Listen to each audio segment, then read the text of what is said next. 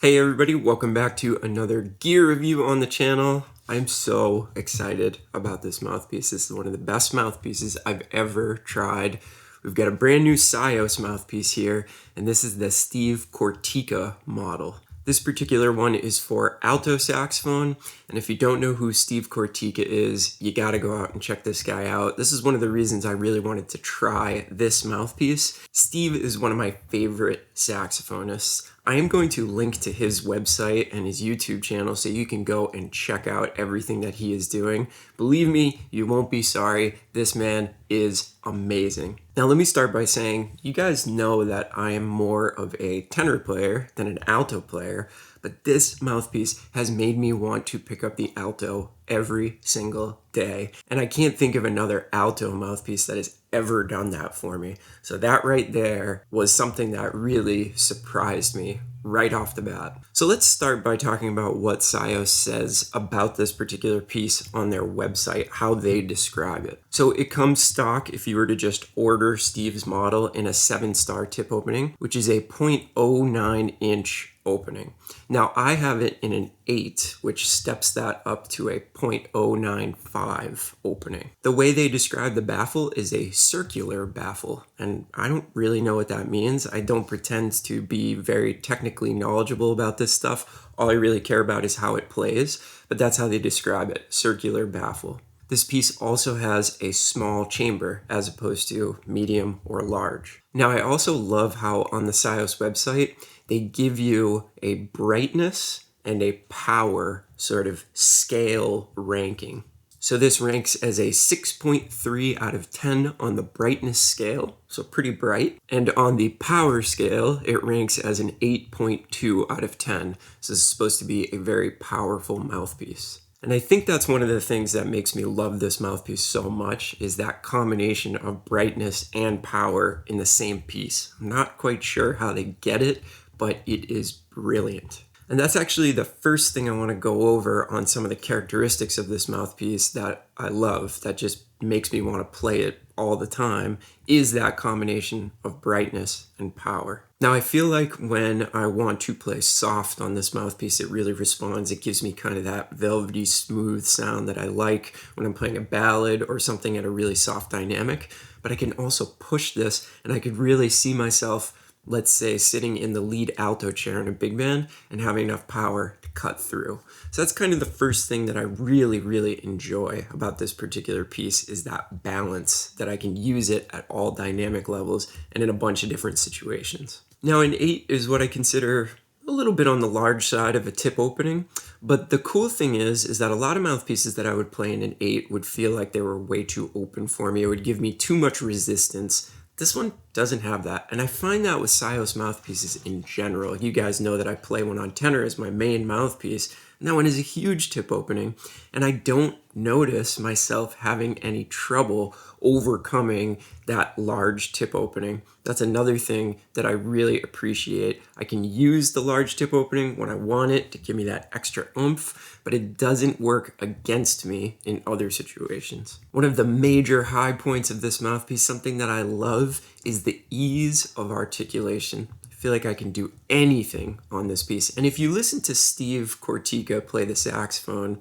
that's one of the first things you're going to notice. His articulation is incredible. So it makes sense that his mouthpiece is going to be one of the easiest and smoothest articulating pieces that I've ever played. And another thing that I just really love about this mouthpiece is it makes me want to play alto every day. And that to me, when I just can't resist picking up the horn because I love the equipment that I'm using so much, is the biggest compliment I can give it. It is not typical for me to play alto saxophone every day, but since I got this mouthpiece in the mail from SYOS, I've literally not been able to put the alto down, which is huge. I'm just overall so comfortable on this mouthpiece, and it was like that from the moment I picked it up, took it out of the package, put it on my horn, and started playing. There was just a big smile plastered on my face, and I could not put the alto down. So let's do a little up close and personal view of the mouthpiece. We could check out the aspects of its design and let you guys see a really close up look on it. So let's start by looking into the chamber from all angles. So you will notice that it is a true small chamber. It's basically a straight shot from inside the baffle right through the mouthpiece. The diameter of that chamber does not open up really at all, as you will see on a lot of medium and large chamber pieces. Now let's take a look at the table and the rails and the tip rail. And one thing that's really cool about this 3D printing technology is they can literally just get this thing perfect straight off of the printer. There's really no handwork that's required, like with traditional hard rubber and materials like that. They're really using technology to their advantage. And that really helps keep the price of these mouthpieces down while keeping the quality way up. Now, if you look at the side of the mouthpiece, you'll notice we've got Steve's signature along with the SYOS logo. And finally, let's take a look at that circular baffle, which is actually really, really hard to see on camera and in real life. It's a very, very subtle baffle, which falls right in line with a lot of pieces that I like. Huge baffles were never something I was very comfortable with, which is why I tend to play mouthpieces that have subtle baffles. All right, so there's our up close and personal look. Now it's time to actually do a little bit of playing on the mouthpiece. So my setup is obviously the Steve Kortyka SYOS mouthpiece. I've got the SYOS ring ligature, and I am playing on a number 3 Van Doren Java red box reed. My horn is a Yamaha 62 Alto.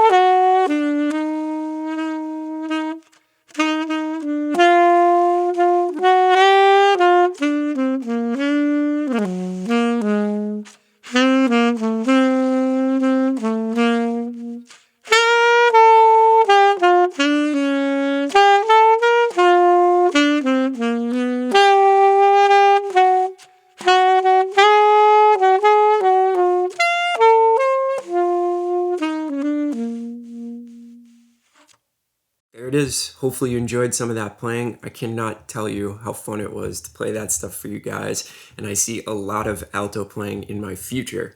Thank you so much for tuning in. Let me know what you think about this mouthpiece review. Is this a mouthpiece that you would consider? Do you already own one? I really think that SYOS is doing some really great work in pushing the industry forward. So thank you to SYOS for sending me some pieces for review. We've got some more SYOS videos coming up, and I'm really excited about them. So make sure you stay tuned. Give me a thumbs up if you like this. If you hated this review, give me a big old fat thumbs down. But whatever you do, make sure you subscribe and turn on notifications to the channel so that you can either love or hate all the videos that we're going to put out. Thanks for watching. I hope all of you are staying safe and healthy out there, and we will talk to you soon. Have a good one, everybody. Bye.